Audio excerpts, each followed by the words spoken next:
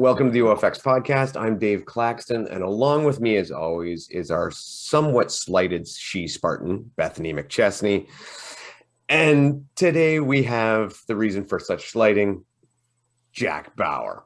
But before we get into it, Jack, and discuss why you're the most hated man in OCR, we need to say that today's show is brought to you by Dounamic, and they make the fantastic little door frame chin-up pulley system to work out on to get ready. We're going to be using that all month as part of the what is it? Elevate OCR women pull-ups for Nicole, essentially. Yeah, I saw those in some Instagram stories today. So yeah, you know what? I'm going to jump on it. I don't know if it's actually just for women, but I'm going to do it anyway because I can. So I'm going to go for a 110-pound pull-up. That's awesome. Yeah. That right there is 50 kilograms for all of our Canadian listeners. So that's right. Yeah. There you go. Beth, you had a goal on that thing? Yeah, I want to aim to hit 20 unbroken. So I'm doing 30 a day throughout the month with working with push-ups at the same time. So just get my numbers back up there, get a little bit back into some OCR stuff. Are you allowing a one-arm shakeout, or you're just like, I'm on here until I stop? I don't know, because I saw Faye Morgan, and she does the shakeout, and I've never done that. I've done it that way before when I've had my max numbers, so I don't know. I'd like to be able to do it without. I've come pretty close to 20 before, so I'm going to try to do it without the one-arm shakeout. Or maybe you could do both, because I know, like, when Yancey's had that, that 10-100 challenge that he has, if you can hang on a bar for 100 seconds and do 10 pull-ups, like one every 10 seconds, then you're not going to fail any grip obstacle due to your grip giving out. It'll only be because of technique. When I did that, I got 35 pull-ups with the shaking out, but I can't do 35 pull-ups like with just a double hand grip the entire time. And that was a couple of years ago, but you're definitely going to see your numbers go up if you do a shakeout. So maybe do one of each and you'll be surprised where you go. Yeah, like do 2 different tests then. Yeah. It's amazing how much of a difference that makes in just buying yourself time on there. Yeah. Because it gives you like 3 seconds an arm to just give it a break. Yeah. But it also keeps you, when you do that, it also keeps you true with that full range of motion, right? Because as soon as you start shaking out that one arm, you're nice and fully straightened out. And I see a lot of them that aren't all the time. But anyway, not going to critique everyone's form. Bethany, have at him. Jack, so you played a big part. The Canadian questioners are about to attack. Yeah.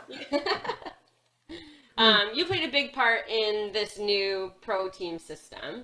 And so I just have some questions about the selection because my name was left. That's 2 of us. Yeah. Or 3 of us, Dave as well. But yeah. I was maybe expected. Yeah. Yeah, I understand too. It's been a while since I've raced, and I didn't race last season, but but it's not even just my name. Of course, there's some very, very, very good Canadian athletes that are off the list too. So explain to us then how this system worked with choosing this 3-tier and kind of who ended up where. Yeah. Do you want me to kind of give you the backstory, how I got involved, and then all that stuff? Okay. The long version. Yeah, the long version. So anyway, Steve Hammond and David Watson from Spartan, they came up to me and they were like, hey, we know you're good with numbers. We're trying to figure out who we're going to, help out financially and with travel and stuff next year. We want to have a tier system for our pro team where, if you're in a higher tier, you're going to get certain benefits. And if you're in a lower tier, you're not going to get the same support.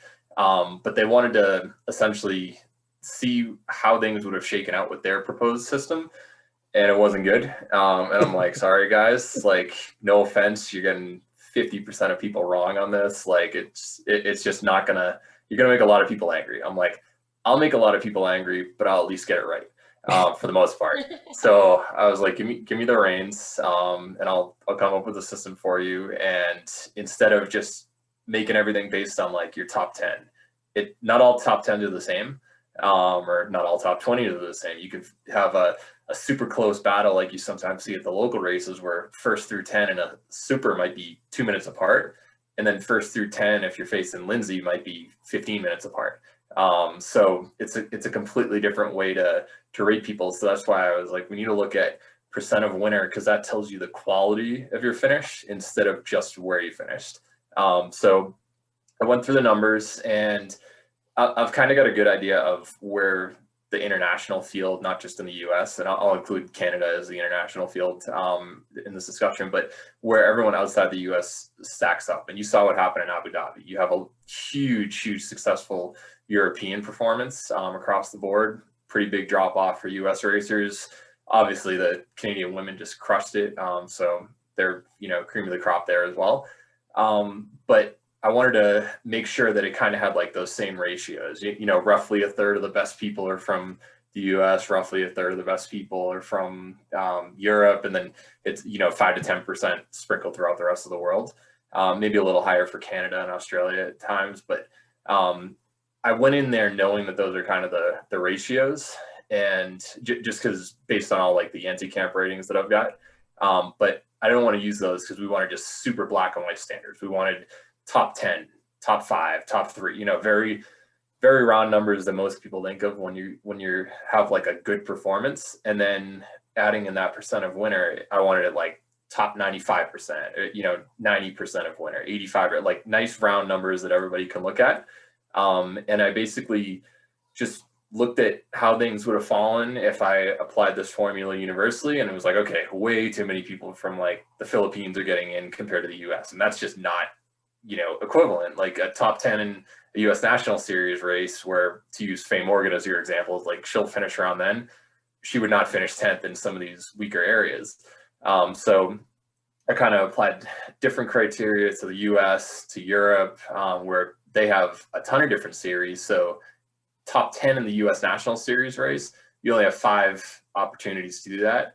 In Europe, you had 19 different races that were in a series. So you have way more opportunities. So you can't just be like, if you finish top 10 in the series, you're on the team, because it's not the same. You have way more opportunities to do so. So I kind of just mixed and matched all the different regions, and it came out to just about the percents that I thought it would for the distributions. So I was pretty happy with it. And then in order to kind of come up with this list, they were all about, let's be transparent. The best way to do that was show how would it have worked this past year. No one knew. I didn't even know it was going to happen until December. So none of the athletes would have known heading into last year, like, oh, I probably should do a couple more series races so I stand a chance of making on it. We just wanted to prove black and white. Here's everybody performed without realizing this is going to be the criteria. Here's how things stacked up. Of course, a couple people are a little lower or a little higher than you expect, but for the most part, most people were in the right area. So that's the long answer. You told me to do it. So, and I'm actually going to rush to Jack's defense, which is against. I like the math. Wow. I like it. I like that it's simple and that it's clear cut. My big question, and I know Beth has more about technical stuff about it, but my big question is, how difficult was it when you looked at that list to see, and probably 2 names that I hear come up, like Mick Girello, Robert Killian. Mick Girello and Robert Killian. Like, yeah. Look at that and go, how hard was it not to make the exception? Okay, so it was, and I text Robert Killian every couple of weeks or so. Like we're pretty close. And then Mick, I've talked to him dozens of times through the years on Instagram and stuff. Like, it stinks when and like Ryan Kent, I work out with him every week or two. So he wasn't even on the list, never mind not tier 3, just like Mick. So it does stink when certain athletes that you actually like as a person don't make it. But the bottom line is they wanted to make sure that people who attended the biggest races, they want to have as many good people at the biggest races throughout next season going forward. And if you want to be someone who gets support as an athlete, you have to show up there. And a lot of these athletes who, like Mick, for instance, he only had really one shot at doing well in the Canadian National Series. And that was during that ridiculous fiasco. And I'll say it, like, that 10-minute penalty is garbage. Like, that shouldn't happen. 10 minutes universally across the board is the stupidest penalty I've ever heard of. But bottom line, he had one race result. you can't make exceptions, because then if you're like, oh, we did it for Mick, what are you going to do about, you know, someone on the women's side who might have had a controversial finish or just missed that? Like, you have to do everything black and white. And trust me, like, Robert Killian, he's not a tier 3 athlete at his peak, but if you look at his results, he was comparable to like Nick Riker most season, like within a place or so. And he did a few U.S. National Series races, and he was in the teens, and like, I think he had one in the 20. That's not a tier 1 athlete. But his last year, the 2021 version of Robert Killian was not a tier 1 athlete, as great as his history is. So you just have to be, you can't be subjective. So everything was like, what have you done for me lately? And that's kind of how we went about it. Well, it's like I thought about this too with, like, for me, because I wasn't able to race last year, and Yeah. It's like they say you're only as good as your last race. So if you didn't have a great season, you can't say, oh, well, their potential is this because he was a world champion in 2019. You're only as good as your last season. So that's just the reality also of the sport. So you can't keep using like what we could do in the past. So I get that too. You have to use their previous race results. Yeah, it's so true. Like, I'll give another example in like the track and field world. You saw the Olympics this past year in the 800.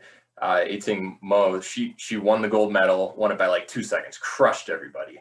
Almost broke 155 in the 800. She just ran the Wanamaker Mile at whatchamacallit in New York on a televised track and field event. And she dropped out. She didn't even finish. She's the defending gold medalist, but all that really matters is what did you do lately? Like, we know she clearly has the potential to be that best person in the world as a tier 1 athlete, if you were to apply the same, logic to it. But what she has done lately, her current form is not a tier 1 athlete. And, that's the equivalent in a different sport. Yeah. Did they give any consideration to adding in the results from DECA for this? I mean, because you think about somebody like a Rich Ryan or anything like this, it was just pure Spartan.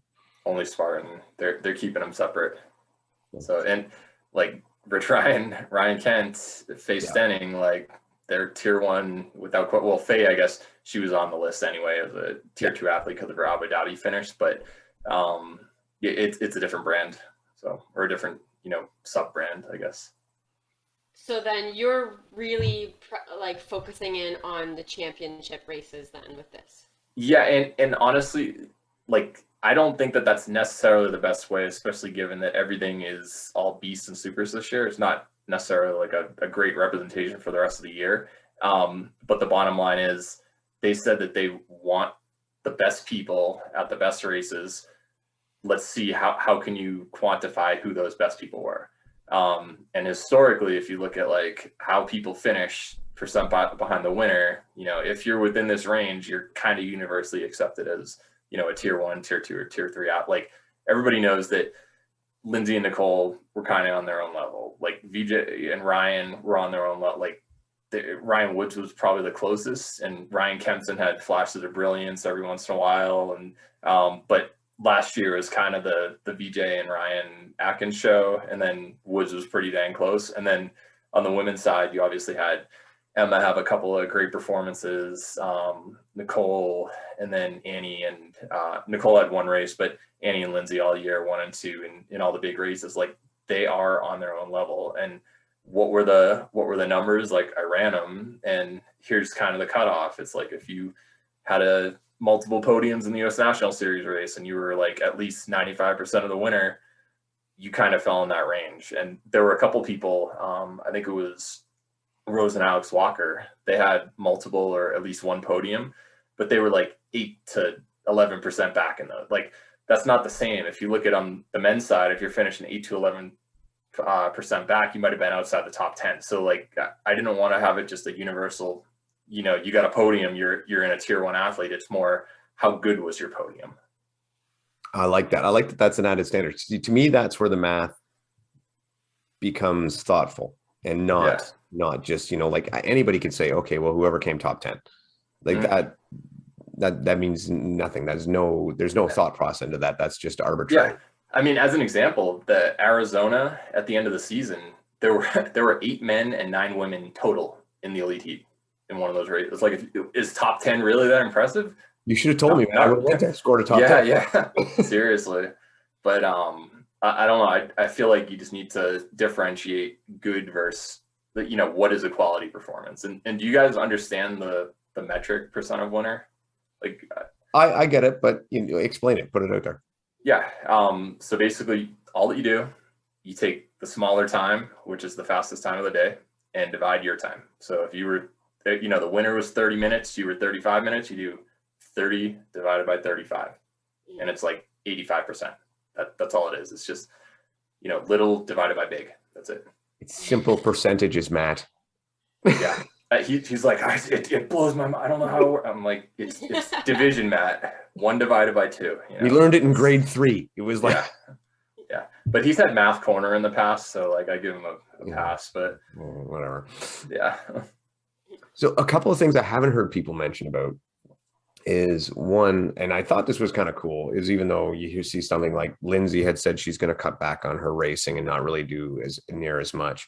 Woodsy pretty much said he's out and out retiring, and yet they're still on there, which I thought was cool. So again, just showing we don't care about any of that stuff. This is just math, and they'll be offered the contracts.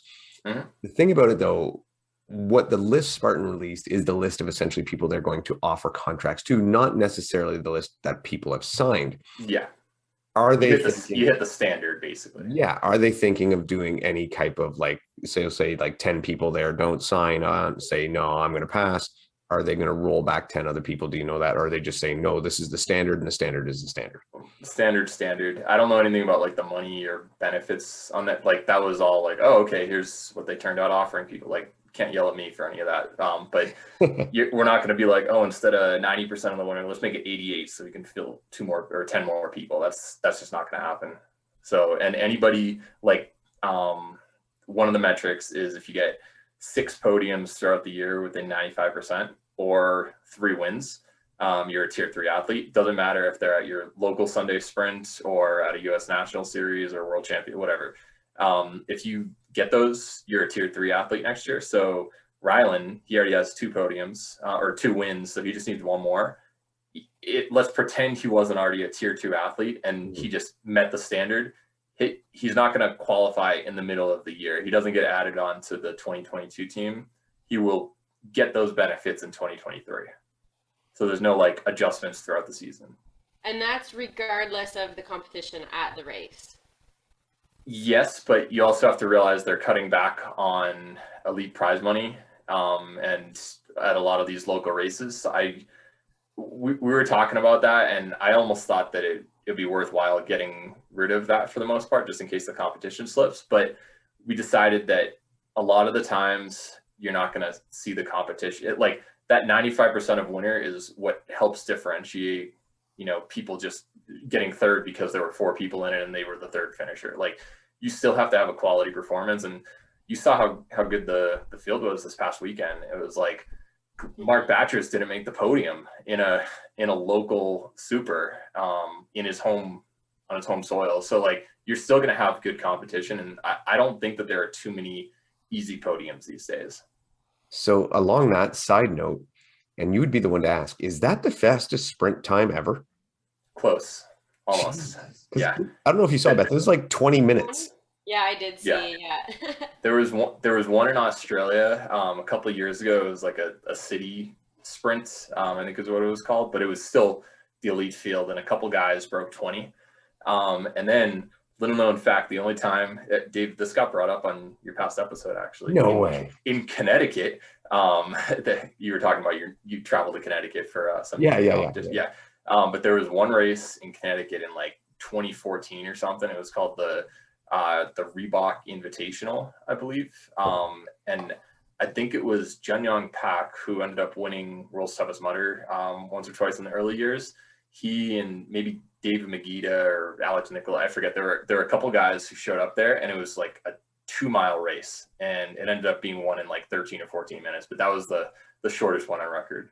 But yeah, so that's different because Spartan used to always be like a sprint was like anywhere from 5 to 10K. Yeah. But when you're dropping it down to 2 miles, right, you're essentially like different world. 3 kilometers on the mountains and Connecticut, yeah, huge slowing down. No, The mountains of Connecticut. yeah.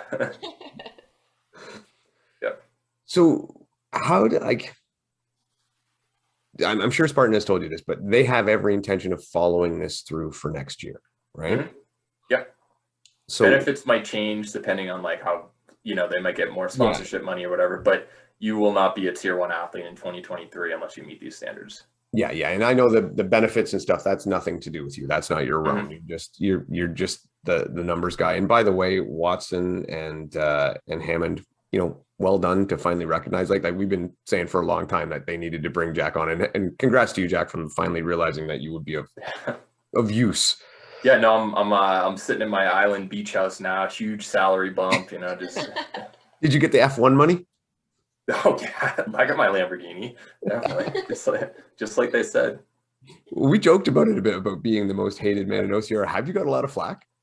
You don't want to see some of the messages, but I'm like, too bad. You are what your numbers are. If you were just the number, and I blurred out and redacted your results and compared them to someone else, it's like, you tell me who's better, A or B, and sometimes it's not as pretty as they think it is. And I'm like, you would never say that person would be in a tier 3 athlete or whatever if, you went solely by name, and yet your numbers are comparable. So you can't just go off of name recognition. It's just like, oh, I'm famous, so I should get, this type of awards. Not that OCR you're famous, but some people get like a free pass because they're more notable than others. It's like, that doesn't work anymore.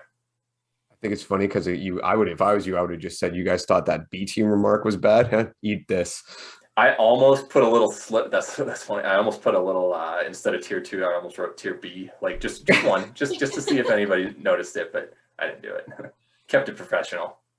In reality, actually, it shows though when you did make that comment that it's nothing to do. It's not a personal. It was never a personal comment. It was never anything like that. It was just that's the way things happen. That's the way it is. Do you want to know the funny thing is? Most of the B team is accepting their B team deal. So it's like, wait a minute. So I was right, but it's not trying to be mean. It's just, here's what the numbers show they are. There are plenty of really good, and it's not just like the women's side, because I was who, a few of them tried to, or were a little upset about it. There are plenty of really good men's athletes who are on the tier 2 squad and who even missed out on it. Like Ian Hosick, he's got 5th place at World Championships before, but he was only tier 2 this year. And Josiah and Lars, like they had great seasons as well, but they almost won Big Bear until like the last couple of minutes of the race, but they only ended up being tier 2 athletes as well. So, it's hard to make tier 1. It just is. You know what though, when you look at the list and objectively look at it, other than the occasional thing that jumps out to you is a bit odd, I think it makes sense. I think it flows pretty good, and it seems like logical. I mean, like you say, there's a few things that stick out here and there, and a few omissions that we wouldn't have thought were there. But when you can say it's just a number, that's how it is. And like I recognize it. Like there are a few people missing. Like if we stick on Canada, everyone knows Mick without question, he'd be in tier 2 no matter what. Like he's on Canadian soil. Besides Ryan Atkins, he's the best in history. Jesse Bruce, he actually did a post. He was like, I'm fired up that I'm only tier 3, but I get it. And I was like, okay, there we go. Like he understands it. Sean Stevens Whale had great performance, at a couple races. I think did he end up getting the win in that race that Mick got DQ'd? Yes. Yeah, he ended up getting technically he got bumped into tier 2 because of that. So you're welcome from Mick. But yeah, on the men's side, like Austin Azar had a pretty solid season. I think he ended up being on the development team, but he, didn't meet the criteria, and he's had better seasons in the past. And unlike the women's side, Bethany, obviously you're up there, like in terms of one of the better talents. Jessica Lemon hasn't been around for a while. Allison Ty, like if you're going off the top of your head, you'd probably be like, okay, well, I'm thinking of who the best racers are in Canada on the female side. Let's just add them in because of who they are. But this year it was like Lindsay, Emma, they were the best. And then like Faye and Ariel, like they were a little bit behind. And, a couple of the people who ended up getting the top 2 in the standings, they're not necessarily the best racers, but they showed up at the races that Spartan wanted you to show up with the best competition, and that they placed well in the point series. So Yeah, it kind of they is what did it is. well. Yeah, I thought I know the names you're talking about, and I think they did great, and I'm kind of glad to see them in there, right? Yeah, and like a lot of just like I think it was top 2 in the point series for Canada, just because point series often turn into participation contests. It's like if you had a bad race in one of your first couple, you're like, do I really want to spend like $1,500 over the next couple of races just to travel to and get a few flights and stuff? It's probably not worth it. So then the people who do end up doing it, you're like, wait a minute, those people ended up beating VJ and Woods and Killian in the series. Because I remember all 3 of them, they finished like 18th through 20th in the point series a couple years ago. And it's like, they just didn't show up to all of them. That's the only reason why. So, yes, you should be rewarded because the point series does exist, but it's more, let's look at your individual performances versus how many races did you do. One of the other things that surprised me, and I don't really think this has anything to do with you, was that they didn't use Spartan Ultra Championship as a consideration as well, that they didn't give that any consideration. I know they didn't have a real stadium championship or series, so I understand why they didn't do that, but they had like an Ultra Championship. I'm surprised that one didn't play into the fact. Well, you can make tier 2 or 3 from that. It's kind of like the local way. It's like local, you're only allowed to make tier 3. You can't, win 70 races over the course of a year and be like, haha, I'm the best, but I didn't show up to anything good. Put me a tier 1. It's not how it works. Best cherry picker out there. Yeah. But for the Ultra, if you win it, you're tier 2 just by itself. The main reason being, if you look at the previous races, yes, Ryan Atkins has won it before. Yes, Ray Coble has won it before. A lot of it is one-off racing where, so much can go wrong in that race. And I understand it's a completely different type of race, but the people who win it are not necessarily tier 1 in other races. Like a lot of those people do races throughout the year who may be fighting for top 5, or even podiuming at it. They're not a tier 1 athlete in the rest of the sport. And there are so few people who end up doing that 24-hour race. Like I'm sure that if Mark Batchers decided to jump in the mix and instead of doing World's Toughest Mudder, or some of the other, top women, Alex Walker, who's done good at World's Toughest Mudder, if she decided to jump in and Telluride and stuff, like things could have got shaken up a little bit. So it was more of, if you look at how the people who've done well, besides the absolute winner, and I guess a couple of years ago, or the first one, like Josh Fiore and Yanka Popova, like they aren't necessarily tier 1 athletes the rest of the year.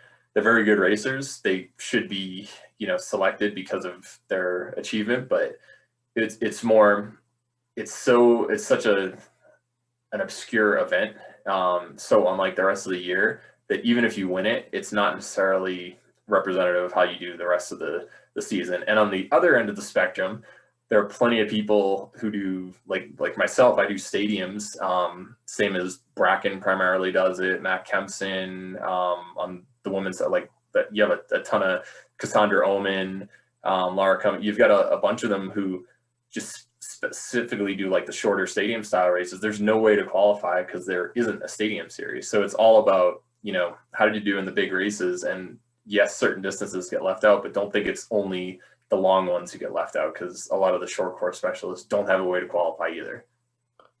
I still think they're completely missing the boat on the stadium thing. I do too. It's the infrastructure is there. You have scoreboards. You have, all the video production available. You don't have to worry about people not being able to see it because you have seating. Like, I don't know. It seems simple. It's all in a big city. You don't need to travel far. I just think Spartan missed the boat. I would be so much putting more attention on that. It makes so much sense to me. I don't know, but yep, I'm not Joe.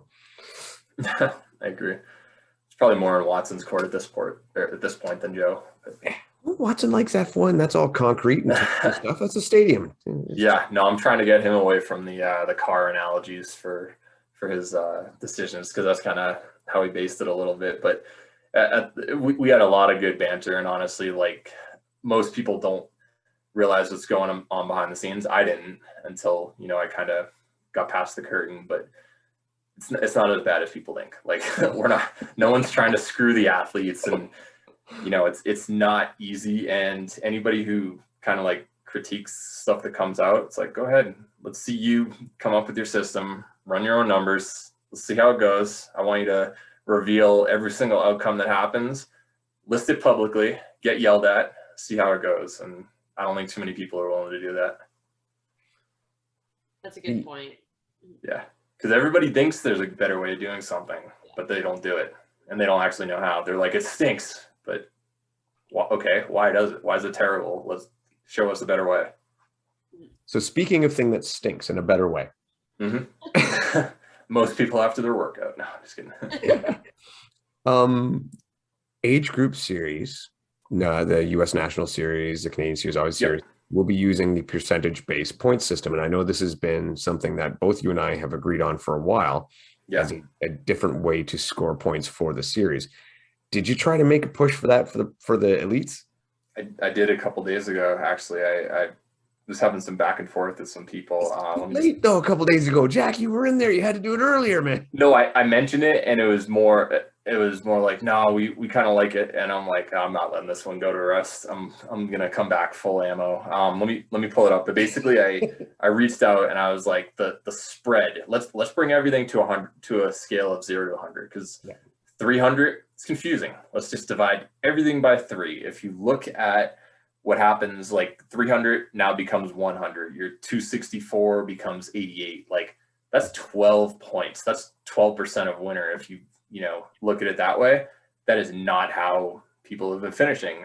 So I looked at over the course of the 49 races in Spartan race history for the U.S. National Series race. I just pulled quick numbers, and they're actually very similar across the board. If you do races in Europe that are in series and in Canada, like it's remarkable how similar it is.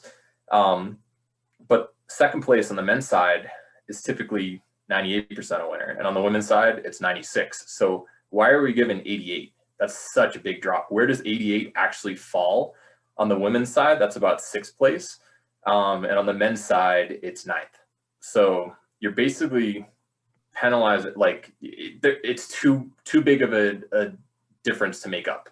If you have one, like second place versus first, it's almost impossible to make up that 12-point gap because people don't finish that far behind percentage-wise. So I was like, all right, let's just pull the numbers, see how it goes, and just kind of give points based on historical percent of winner throughout the top 10. And then after the top 10, just, take -1. So it's nice and easy. But in the top 10, if you really want to make it fair, let's just take the average of the men and women. So men are 98, women are 96. Let's just do 97 for second place. And then, third place, the average is 95. Fourth is 93. So I think, fourth place should get 93 instead of 216 or whatever it is, like, which is the equivalent of 72. Like that's too many points to overcome. You can't do it. So I was just trying to, come up with numbers to fairly allocate points, because, you can't make up gaps like that. No, and I still like that pure percentage one that they are using for the age group, because I've pointed this out dozens of times. If, you're in a situation, and especially at the end of a series, and say, let's say we had Ryan and VJ going at it, but there was a 5-point deficit, which means, let's say for argument's sake, VJ came in second. He has to beat Ryan, but not only does he have to beat Ryan, then 3 people have to come in between them. So now all of a sudden, it's not just up to them, it's up to these other people to control what happens. Whereas if it's a pure percentage base, that just means VJ controls his own destiny. That means I know I have to beat Ryan, and I have to beat him by that much, but I don't rely on, say, Jack Bauer coming in between us. You know what I mean? It's like the CrossFit Games when Tia just like destroys everybody, and it's like, well, she really wants to get at least 2 people between her and the second place person to, it's like she won by like 30% in that event. Like, give her those points. So, I'm on board with you. And the reason I went to that kind of more simplified system, because obviously I'm all in on percent of winner. They were like, how do you explain that to the listener? Like, oh, we don't know exactly how far it is that this race is going to be. Like, no one thought Big Bear was going to be an hour 6, like a 66-minute race. So you can't be like, well, it could be anywhere from 65 to 80 minutes long for the men's winner, and VJ must finish at least 2% faster than Ryan that race in order to get the victory, which means his finishing time should really be anywhere between 68 and 83. You can't, if you don't know the actual finishing time, it's hard to portray that to the audience. I still think, run the numbers afterwards. It's really easy. You have the finishing results, you just add it up in a spreadsheet, and you could just spit it out literally like on the air right there. And especially with 3 days of post editing, you can very easily make sure you have those numbers there. But they were like, no, we just want to have nice round numbers, because decimals scare people, and it's just easier to know. All he has to do is get 264 points today, and then he'll end up with the title. It's like, that's not cool. I don't like that. Maybe it's our metric system. Decimals are great here. We love decimals. I love decimals. Yeah. Great. Fantastic. Fractions, though, that's not cool. No, fractions are cool, but it's like, I think personally, giving that kind of numbers and that kind of tech would just give them more to talk about in their commentary for the race. It'd be more stuff to break down and make interesting. That you look at it all the time in like NFL football, that they've got all the AWS, the Amazon Web Service. They're always like stat that, and they have kind of this movement where they're trying to show all these like nerdy things now, where it's like, here's the catch probability, and here's the win probability of the team. If you're down by 10 points with 3.5 minutes left, what are the odds that you'll all those type of things. I think people get scared of deciding to add more stats, but once it happens, I think it's really not as bad as people think. And you can, as long as you have a good way of presenting it, it's really easy to digest, honestly. They'll get it. People are smarter than we give them credit for. They'll figure it. I don't know. I've met a lot of people that I definitely don't agree with that statement on, but yeah. But anyway, any other complaints, critiques, whatever on it? I don't have complaints. I actually have a question about, so did Spartan sign you to like an exclusivity deal? No, I'm 1099 worker. I'm exclusively perfect on a when they need me basis, I guess. So in the future, and I mean, you have your Yancey, back to a bit of a different, you have your Yancey rating system. Does that mean now this year with Savage putting together a series that we might be able to see you put together a ranking system for Savage? See, I've actually looked at that in the past, and I've probably got results for 40 or 50 races from Savage Race. It gets really tricky with DNFs. That's the hardest part. Like, how do you rank people? How do you disqualify? Because I think even Yuri has had a race where he got out of like the side of the pit instead of the back of the pit. So just before the finish line, he should have won, but then he gets a DNF. It's like, how much do you take off to negate him winning all the other races that year? So it gets really tricky with that. And yeah, Spartan just has the most available data. So that's kind of the main reason. The other thing too, now that you need to set this up, now that you have all this information, is you need to set up gambling odds. So that you can put say a $2 bet on Atkins lands this much money. Yeah, I'd be okay. Business here. If some bookie wanted to come up and be like, "Hey, give me the numbers. What are the odds that Lindsay's going to rate or win this race?" And then we'll go, 1-to-1 odds, because it's pretty dang sure that she's going to do well. I'll do it. It's just hard to get past the gambling laws. That actually probably 3-4 years ago when I started doing all this stuff, that was one of the first things I looked into to try to find a way to get that involved, because they were starting to pass all this legalized sports gambling stuff, but the government takes such a huge cut, and then you also need to buy a limited edition like lottery license, which isn't guaranteed. You kind of have to apply for it, and it's something like a $10,000 just application fee without even guaranteeing that you'll get it. And then you have to give 20 or 30% of your winnings back to it's just like, you need some serious participation to make this worthwhile, and lawyers are not cheap and all that. So I was like, not worth it. I'd like to, but I don't have deep pockets like that. Do you know I would really never work, in all honesty? Is because obstacle course racers don't make enough money and would be way too easy to buy off. Yeah. Good point. Like, miss that spear, why don't you? It's like, I was gonna anyway, but okay. But no. I'm pretty sure that you could put in a big bet and then you could go to somebody, and I'll pick on Aaron Newell just because he's the one who could take fun of this. Aaron, I'm going to give you $5,000 to throw this race. And he would be like, no problem. $5,000, just say, yeah, I'll do it for 3. Yeah. Yeah. No, it would have Pete Rose situations everywhere in this. So sports gambling. No, it would be very cool, but it's not going to happen. But people who are addicted to gambling will find something to bet on. So it's not that I don't think it would work, get enough of an audience. It probably would. And people bet on like corgis racing. So they definitely race on obstacle races racing. So that's right. A good snake draft for the whole year would be fun. That'd be good. You could put in a good pool money for that, Yeah, I would love that. And we're doing that again this year. So me, Bracken, and Rich. Again, I don't think I don't know if I've got a chance publicly to say, but I don't know if you ever got to listen to them, Bethany, but they were some of the best OCR podcast episodes all year. Was their snake drafts for the national series was fantastic. I'm pumped because now that it's going to be on Canadian soil, we're going to be mentioning some new athletes. Like I know Jesse Bruce, he already posted that he's going to be in San Luis Obispo. So I wonder who else is going to go down. I doubt Samuel Hebert will, just because his wife just had a baby and kind of busy. Yeah, a little bit busy. Obviously Ryan will be down there and stuff, but I know Ariel has her plans to go as well. So Emma is. It's going to be tough to like pick people because Nicole's not ready.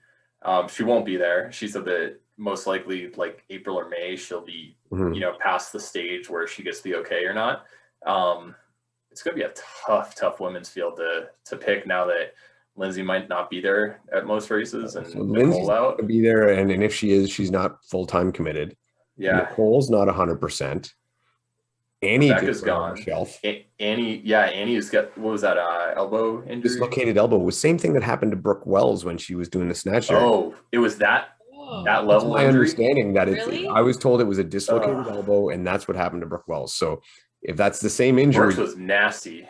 That could be a while. Oh yeah, that was so gross. I had to watch it a couple times. I was like, ugh. You're one of those sickos who watches that, yeah. Oh wow. No, okay, so no word of a lie. Here we go. So side topic here. I had a friend, and he's supposed to come down, an old buddy from grade school, and I'm like, come up for the weekend. We'll get together. We'll have a good guys weekend. And then I call him back and I say, hey, I got some friends. We're going to a ninja gym the morning of. Why don't you can either come up after or whatever. And he goes, well, I'll meet you there, and we'll hang out and we'll have some fun. So we do that. Everything's going great. He tries a lache at the end of the day, misses, and we're gonna go. And he's like, I'm gonna give it another try. And he goes and he misses and he lands like you would think the perfect way to fall, and somehow dislocated elbow pops right out to the side. Landed on like a high school high jump crash mat. Like I had no idea how it happened. And you've seen how long Brooke Wells was out and what kind of condition she was in. I think he wasn't right again for like almost a full year before he could completely. That's rough. I guess fortunately Spartan obstacles aren't too hard, so maybe she'll stand a chance. But yeah. So back to what you're saying though is, so in that case, right? So Annie's out, Lindsay's iffy, Nicole's not 100%. That is wide open for Emma, Eric, Alex Walker, Rose. Like it's a real toss up. Who's the favorite going into slow? I'm going Emma. It's supposedly a dry course, I imagine. It's going to be fast, and I know Emma's known for the mountains, but she destroyed a dry, pretty fast course in Tahoe, and where there weren't too many disruptions. So I don't know. Just my thought, Emma's going to run away with it. I think both her and Ariel will come down to the same issues. Is as long as they do well on the obstacles, then they'll be a real threat. If they don't have their obstacle game together, then obviously burping fast. I would love this year to have like the Ryland and Hot Call equivalent on the women's side, where it's like we just need a couple of really fast people to come in while a couple people are away, and just see how things shake up. Like Stephanie Garcia, her foot speed is insane. If she can figure out how to just even get through basic obstacles and hit her spear and not do 270 burpees in a race, like she'll be dangerous. Recruit some varsity cross country runners who can have some upper body strength. Well, you've also Totally got agree. Sarah Kais, right? Like she's coming She's out fast. and she's very Yep. fast. And sorry, that's Stephanie Garcia. That's Steph Steeples, is it? Yeah, the third Yes. one. Yeah. Okay. Okay. Yeah. Congratulations, by the way, on your engagement. Yeah, she's flying, so maybe we'll see more of her this year. But And you brought and up the Hawk and Ryland, like seeing them this mhm. weekend, just back on the scene and now looking like they're going to be a part of the scene for the year is. So here's the other thing that I've noticed. In previous years to start the year, like VJ, he's kind of had a tune-up race, or at least a few. Like he'll have 4 or 5 podiums to start the year, and then he'll go into Jacksonville or Alabama, and just everyone else is rusty. Like your first race isn't going to be your best race. So I have a feeling we're probably going to see some people want to at least go to like Arizona or one of the, I think there are a couple other ones before San Luis Obispo, just to kind of get in a hard effort. Because if you don't, you might be leaving a couple percent on the board. I would love to have actually talked to VJ right now, considering how. I'm going sledding with him after this interview, so I Okay, so can. you got to What talk to question him you want about to how know? he feels about the way this series is set up, because I mean, he likes to focus, and I don't blame him. He focused on the short course and his sub 90-minute races, and now Yeah, this is set up as like a. If I wanted to screw VJ over, this would be how I would set up a series.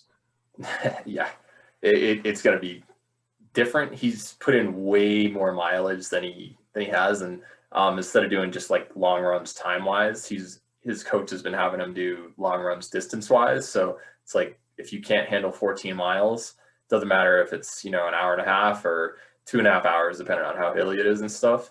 Like you're gonna need to hold up to that during the whole season because a lot of those races are that far. So I mean, you saw what he did last year, and he put in even more volume than he has before.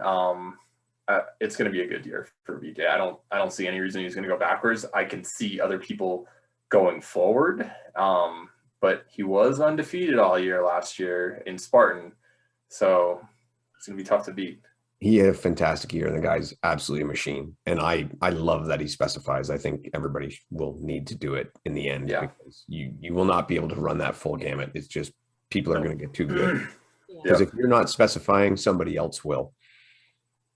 Totally agree. Yeah, it's going to happen. And there, that Hunter's apparently supposed to be in San Luis Obispo. Really? That's what he posted. He had a call your shot if you think you can beat me, posted publicly thing, and he wrote that was one of his races. So all right. And I was actually going to put my thing in, for High Rocks in Chicago, just in case he didn't make it or dropped out, and it ended up I didn't make it and dropped out. But do you? By the way, Hunter, I saw it today too. Gave away the Jeep. Finally saw posts of the girl that received it, and it looked cool. I've worked out at her obstacle gym before, Janelle. She's super nice, so I'm glad she got it. That's awesome. Yeah, she can give you a ride somewhere. Yeah. Well, my Civic's got about 180 something thousand miles on it, so hopefully it holds up a few more years. And actually, it was made in Toronto. So I was looking at the like the tire thing because the temperature dropped a whole lot. I'm like, all right, let me make sure it goes up to 32 psi. And then on the side it said assembled in Toronto, and I was like, Dave, there we go. Okay, so I'll tell you right now, it's actually assembled in a town called Alliston, north of Toronto. Okay, the Honda factory. That is about 30 minutes from me at most. It's crazy. It's a good town. That town is Honda town. That's all it is. They only exist for that Honda plant. It's like the Detroit of Canada, basically. Yeah, but with like 20,000 people. Yeah. Yeah. What do you drive? You drive a Lamborghini as well, like David Watson said? No, man. I drive a Dodge minivan. I love my minivan. Yeah. It's got a bed in the back. It's all set to go for camping. That's so funny because I went to Florida with my mom and one of my brothers and my girlfriend last year, and when we were doing the rental cars, it's like it was 4 of us, and it was like your only options are a Kia Rio or this minivan. I'm like, a minivan? I'm gonna be rolling around in Florida on a minivan. And by the end of this trip, everyone was like, that was the greatest vehicle. Every single time that we go on a vacation, we're getting a minivan again. It's so easy. And so it's just kind of funny that was like how it turned out. Well, Bethany, he can you on his minivan. He's working really hard to get me to get one. Oh, really? What do you have? I have a Kia Sorento. but it's given me so many problems over the last 3 months that Yeah. Dave is pushing hard for the van. Okay, well, you've been camping with me. You saw how great the van was for camping. Yeah. You guys were forever setting up this giant tent. We backed up and started the fire. It's good. I went to Yellowstone and my rental was Kia Sorrento, and I slept in the back of it on day one. And it's big enough to sleep in. So It is quite big, yeah. yeah, I was impressed. Small SUVs are bad minivans. Just saying. They're non-round minivans, so yeah. All right, Yeah. so I want to go into something that a lot of people have talked to you about all this stuff before, but nobody seems to be talking about Jack the athlete. What are Jack's plans for 2022? Oh boy, it is. It's still up in the air. My main focus is DecaFit. I think I could be get one of the top 12 marks in DecaFit and DecaMile. Deca Strong's not happening, and it wouldn't really be advantageous to try to do 2 all-out races on the same weekend if you're doing a championship. But I actually texted myself my proposed schedule for this year just to kind of get some events. The toughest thing for me, I did Big Bear on a whim last year, and I love that race, and it kind of brought back like, I love trail racing because I probably, just like you, Bethany, I was dealing with an Achilles injury for a long time, like 6-7 months. So my 2021 season was just a wash till the end, and I just didn't get the fitness that I had. But that was like the first race that I ran without like any setbacks, basically in a year or so. And I was like, this is such a fun course. I miss power hiking. I didn't do great in terms of like my performance, but I'm like, this would be a course that I would love to run. I love steep downhills and stuff. And I was like, all right, I'm going to go after the US National Series this year.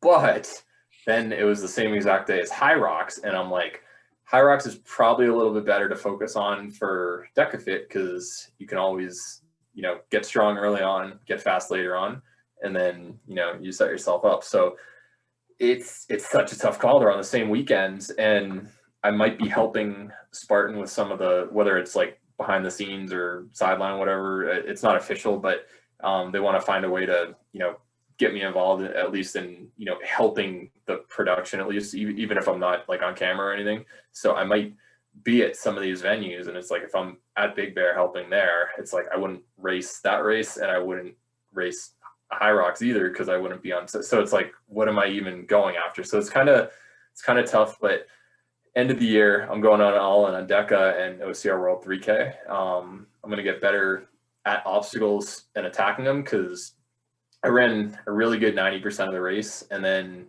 I just didn't have enough, obstacle proficiency throughout the year, and I just kind of assumed that I'd be able to get through things pretty easy. But once you're in big races against the top athletes, you can't just be going in half-assing it. So focusing on that, because I think I'm going to have a good OCR Worlds 3K again. But between then, it's all up in the air.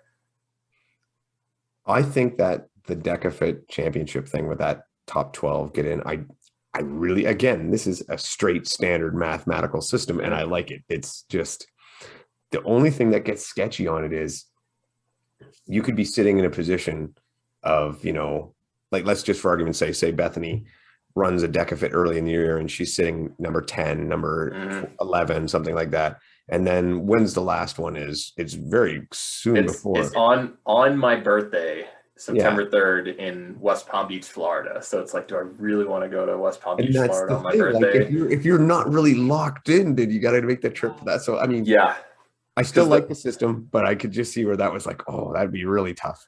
Yeah, you have Providence, Rhode Island the month before that, and then August 20th, and then DecaFit Chicago on July 30th. So those are kind of like your last 3, but you probably want to have it locked down before, the end of July, or else it's going to be a lot of people fighting for those few spots you just miss out. And I swear to God, if they don't do a live stream of that, I'm going to go to Yancey's house and until my voice is sore. You could announce it. And Bethany, are you going to go after that? Because I know you've done some. So she's going to. It's going to win. Yeah, I'm going to go to Chicago. Awesome, because I know you've got some wheels, and you've definitely done a lot of the hybrid stuff in the past. So I think this would be I don't see any reason why you wouldn't end up being in the top 12 and making that championship. Yeah, that's the goal. Yeah. Yeah. I'm pumped to do one. They look so fun. Yeah. Yeah. I will tell you that the air bike, like I love the air bike. People hate it. I'm one of like the 2% of people who actually love it. Once you reach that, you're only like 45% of the race into it at that point, even though it's the start of zone 6. So if you can, like a lot of the women are taking a minute 50 to 2:10 on that to do the 25 calories. If you can find a way to like shave off time, that's the biggest difference maker in the entire race. Really? Okay. Yeah. So get good at that. One more thing I wanted to talk to you guys both about, and this is both to do with Hyrox and DECA, is how do you guys feel about the relays and the team thing? Because I've been totally pumped on the relays and the team thing. I just think it's been fantastic. It's the best. Like Bethany, you have a track background, right? Yeah. Like 4x8 was my favorite event ever. I don't know what yours was, but oh yeah, and the excitement in indoor track when the relays are going is like no other. Untouchable. Yeah. Yeah. Yeah. It's so exciting. And that's the thing. Indoor track usually 200-meter loop. In DECA Fit or the DECA Relay, it's a 250 meter because it's two laps to get 500. That's about the same footprint, and that is a tight area. And you're gonna have some people, I guarantee it, who they're running 10 by 500 in like a minute 20, which is just, Dave, I don't know how you're used to with track, but that's like I know that's fast. yeah. But you're gonna see some like pure track athletes, and then it's like, here, let's hand it off to Isaiah, and it's like, okay, well, he's just gonna be a monster on these zones, and then just pass it off again, and just get your short recovery and run. But you'll have different strategies where some people might run 250, have another person go, and then trade off, and like what will actually be the best strategy, no one really knows because they've only done one of them. But it's so exciting. I love team races. Yeah. And you have the baton too. Yeah. I think it's genius. Practice your handoffs. Definitely, yeah. No, I don't think anybody's gonna drop it, but there's actually a YouTube clip from like Bigfoot years where you can't even tell like who it is. It's from 2007, my senior year in high school. It was at the New England Championships, and there's one video of it, and it was in the 4x8, and whoever's recording it, I was running on the home stretch, and this person went out in like 53 and then came back in like 67. It was terrible strategy. And you can see that's my strategy right there. Yeah. You can see the person dying, and they just like I ran back-to-back 60s on mine, and you can see them just dying, like flailing their arms. And as their arms are going like that, I'm like, I'm not getting stuck behind them. So I try to make a move and get out of and just slip around them. And as their arms up, I knock the baton out, and the person on the video is like, oh no, that guy knocked out the baton, and it was me who did it. And I'm like, oh sweet, the one tiny clip of this race that exists online, it's me doing that to the guy. But I miss those days. Mm-hmm. I think you're going to see a lot of great teams form, and a lot of teams I think that are going to form where you're going to have your workout person and your runner and go like that. I've already suggested to Bethany a strategy on that, so we'll keep that secret. Do you know how good? I know you're going to do Hyrox Boston, and I would love to because my family's from New Hampshire, and I would have done it if it wasn't the same day as DECA Denver. Do you know how loaded that field is going to be for the men's side specifically? In Boston? No, in DECA Fit Denver. Oh, DECA Fit Denver. Yeah, it's insanity. It's going to be like Rich Ryan's moving to Colorado this week. So he'll be there by this upcoming Monday or Tuesday, he said. He's going to be there. Ryan Kent's going to be there. VJ, Robert Killian, Nick Riker, me, Isaiah will be there. Mark Gaudet. It's like close to 10 deep, and that doesn't even include people who are just going to show up and who are legit. Just anyway, I'm sure Tyler Veerman might go if he gets the day off from work or something. It's going to be so stupid. And the relay, it's going to be Vince Pikowski is not running DECA Fit earlier. He's only doing the relay with Mark Gaudet. So Vince, who's like a 30 low 10K guy, is just going to do 10 by 500 running and just destroy people. And then they're going head to head against VJ and Ryan Kent. And then Rich Ryan and Nick Riker are another team. And I'm reaching out to Isaiah and Killian to see if either of them wants to do it. I need to reach out to them as well. Like, it's just going to be so loaded. But I'm pumped, and I'm sure on the women's side, with being in Colorado, you're going to have some really good racers there as well. So you might see 10 of the top 12 times for the championship come out of that race. Yeah, I'm just thinking, like, who else would make it outside of there? So, like, Ryan Kent, Rich Ryan, there too. Maybe someone like a Victor Quesada, someone like that, maybe would pop in some from somewhere else. I mean, I'm just trying to throw it. He's beatable though. I'm talking like at the. Oh, to win? No. Yeah. I'm talking like who's gonna make Atlantic City? Period. Like we'll do men and women, just our guesses. But I know it's like Rich Ryan and Ryan Kent, no question. VJ said he'll do Deca Fit. So that's 3. He'll 100% make it. Mark Gaudet, David Magida, assuming that he can make it with his wife, having a baby, and I don't know how parenthood's going to treat him, but so there's 5 at a minimum. I'm sure Hunter, you throw prize money, guarantee you that Ryan Atkins, like if he's got a few weeks till World Championship or something, he'll step in there. Bracken, I could see him or Kirk DeWint stepping in there. Like you even said Nick Riker could slip in there. Robert Killian. Like you said yourself, like I don't think I'm not saying you're going to get a top 3 spot, but a top 12 for sure. Like that's definitely possible. It's going to be a battle. Like anybody who makes those top 12, it's going to be ridiculous. And then on the women's side, you're going to have a Faye Stenning and Alex Walker, Chris Rogloski, that Bridget Brown, Bethany McChesney. Oh yeah, I'm going down the list. I'm just recapping last race.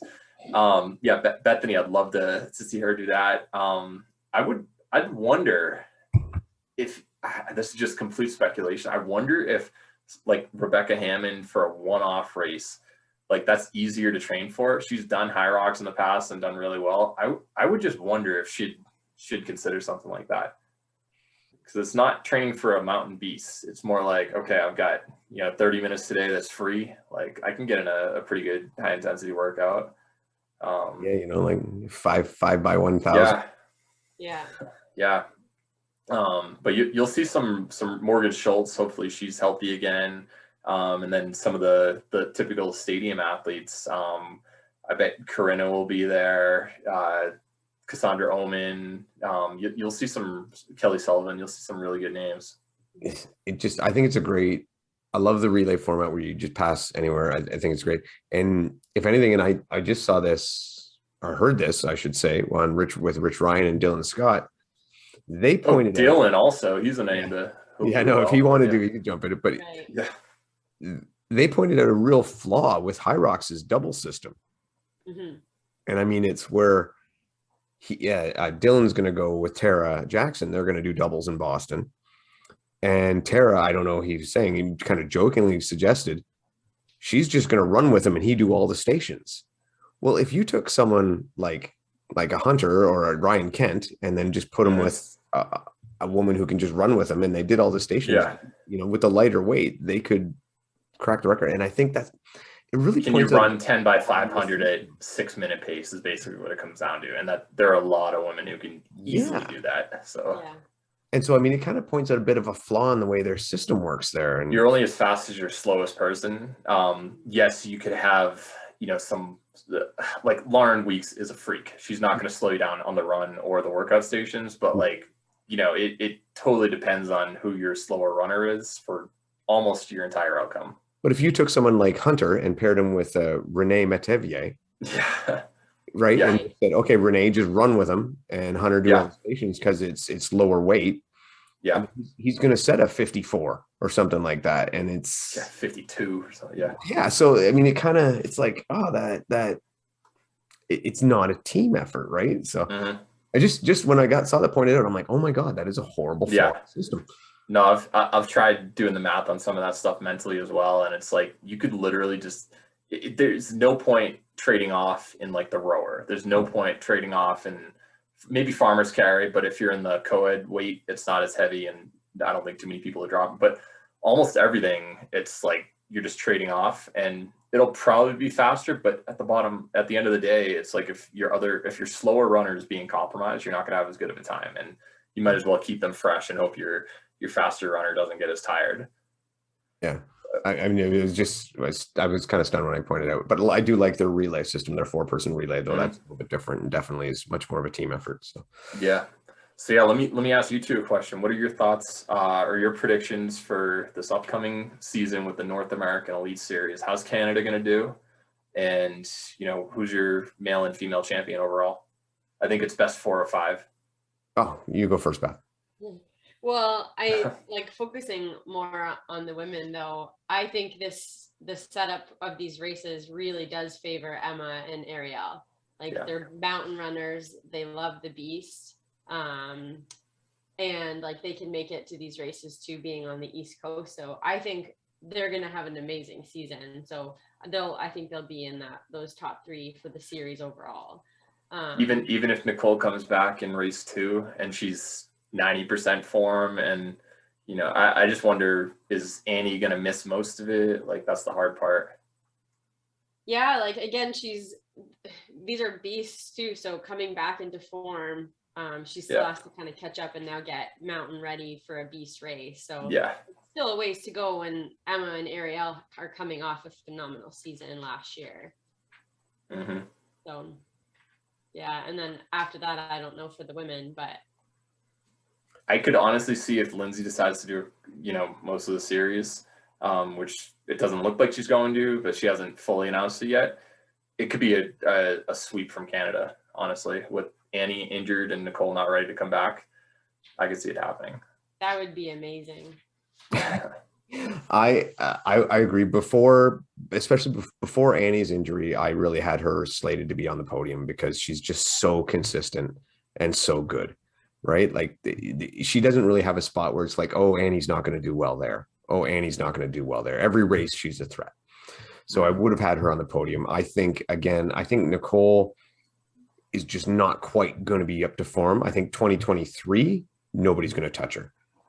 But for 2022, I think it is Emma's year to win it if she focuses. And that'll be the big thing, is if she's focused on it, she can win it. If she's not, then the other women are too good to not be fully invested. If you're not fully invested, you're not going to take it. So I think Emma could win it, and I could see Ariel coming out with a third, and I also remember Amanda Nadeau, who was the 2019 Mountain Series champion. She also is going to race the National Series. And she seems a lot more focused this year.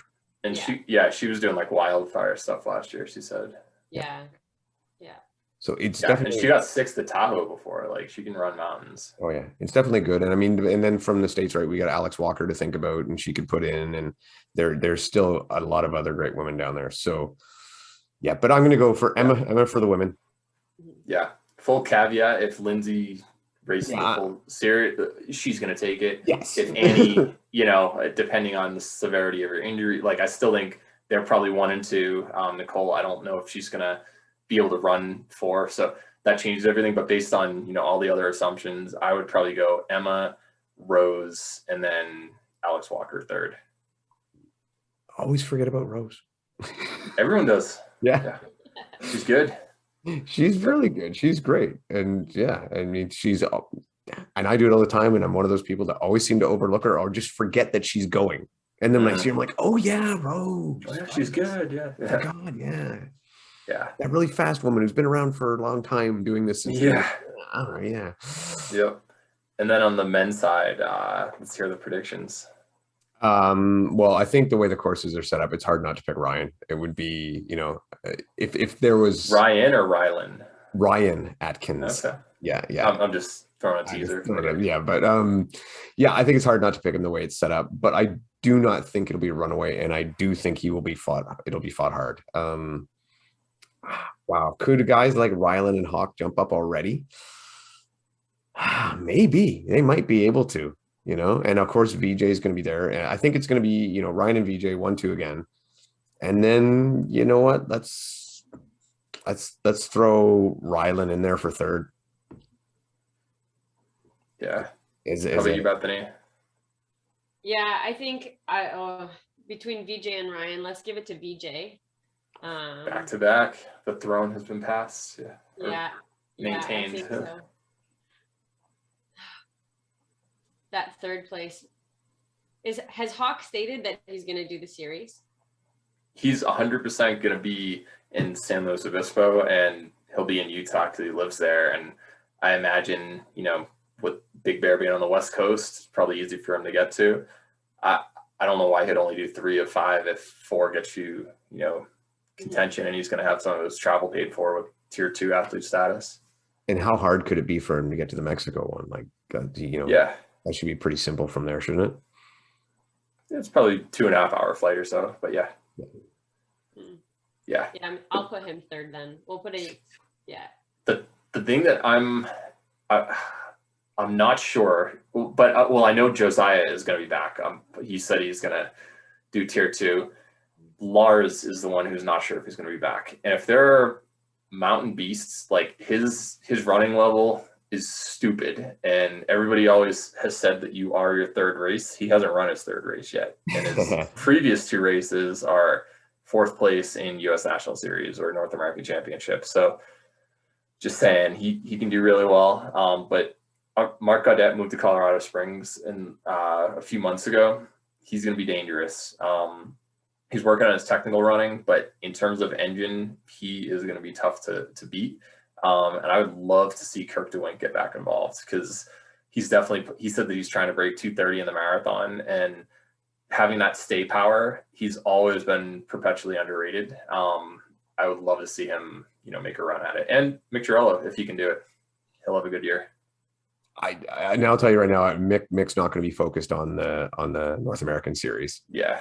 So, which is sad, because I do believe that Mick could really run with a lot of those guys and has proven in the past. And if every race was in Red Deer, Mick would destroy all comers. Yeah. But Sean Stevens will on steep climbs. Oh yeah. He'll have some top 5 to 10. Yeah. I'm not sure what Sean's plans are for this year. I'll have to talk to him and see where he's at and what his game plan is. But I'm not sure where he intends to do. Yeah. But it will be, and I know we're all very excited to see everybody come up for Kelowna and for Blue Mountain. There's just going to be huge. I mean, and have you made it to Blue at all? Did you get it for? Yeah, I did 2016 OCR Worlds. So you know what it's like and what a great venue that is. Okay, my biggest pet peeve of Blue Mountain. And we're done. Thank you for tuning in. Yeah, was driving from the airport and then trying. Okay, so backstory. I'll just tell you the story. Yeah. I went with my girlfriend Audrey, my friend Alan, and my friend Matt. All 4 of us got rental car. I'm driving. None of us ended up getting an international data plan. We're like, we don't need it. It's just down the road. It looks really close, just straight shot on a highway. So my friend Alan is doing like the pinch and zoom and click the where am I on the GPS without actually like loading information.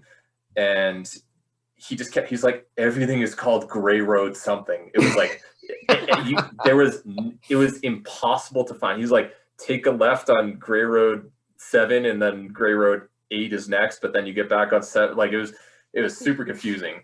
And it ended up taking us like 4 hours to actually make it to Blue Mountain specifically. And then when we got there, because we didn't get a international data plan, we had a pin that the person who did the Airbnb for us sent us before we left. And we just plugged it into the GPS and said, pin on this location. Well, we got it, and it was to the house next door to us without realizing it.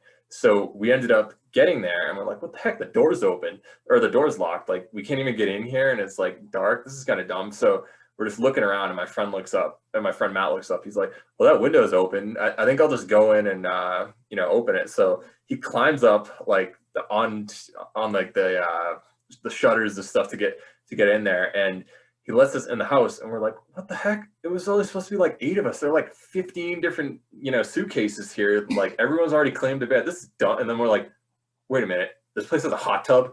Oh crap, we're in the wrong place. And like, we ended up basically breaking and entering into the wrong house, and then like got out of there so fast. And it turned out it was literally the one across the street. We're like, all right, this moment never happened. If we see those people, we're not mentioning it. So basically we did breaking and entering within our first like 4 hours in Canada. We're pretty lenient on that kind of stuff. So yeah. Just say you're sorry. Right? Yeah, just say sorry. You're okay. Yeah. So you are right. Everything's named Gray Road, whatever. But it's Canada, and we're not very creative with names. That's why we had a football league where two teams had the same name, and there was only 8 teams. So it is what it is. Okay. Yeah. But yeah, everybody's a Rough Rider. Rough Riders everywhere. Yeah. But that drive should take about an hour and a half, Beth. Yeah. Oh yeah. No, Alan is not good at directions. Yeah. So get a data plan, guys. Come on, it's like $5 a day. Trust me, this is 2016. It was, we just got out of college a few years before, so we weren't rolling in the big $20 that it would take to get the international data plan. Yeah, but yeah, then we ended up going to Niagara Falls, and as we got close, even though we were on the Canadian side, like everyone's phone just started buzzing, and it was like, you are now in US, no roaming charges, and everyone was like, quick, get out your phone and do something. It was just like, now we could for a second, but it was a fun trip. I like that area, so hopefully I'll be back. I can't tell you how many people did that. They came up for Worlds and went to Niagara Falls. It seemed like that was everybody did that one. Everybody did that trip. But I'm pretty sure I'm banned at a buffet that's near there with my friends Matt and Alan. We went there, and it was a Thai fusion, like something like that, and they gave you a tablet to order, and they tried like getting us to leave several times. They're like, here's the check. It's like, no, we're not ready. We just did 3 races this weekend. We're starving. And so every single thing, whether it's like, I want a cup of rice, it was like, okay, there's one item to add on there. We want a scoop of ice cream. Here's another thing. With 4 people, we ended up having 108 different items. 4 people, and it was all eaten. This wasn't like just wasting it. It was like, here's a cup of soup. It was a disgusting amount of food, but so if I ever go back to there, I'm not going to go back to the same restaurant because I'm probably banned. Was that in Niagara Falls, or was that in? Yeah, it was wherever the same town that it like is Niagara, the name of the city. Niagara Falls, yeah. So yeah. Next time you go to the Korean barbecue. Okay. Yeah. And it's unlimited meat, all you can eat, and you just have this little token thing, and when you flip it over green, they just keep bringing you more meat until you flip it over red. Oh, I've done that, and I'm colorblind. I'm like, no, staying green. Yeah. You end up with the meat sweats. It's horrible. Yeah. Awesome. Well, I think that's enough for tonight, guys. And Bethany, do you got anything else for Jack?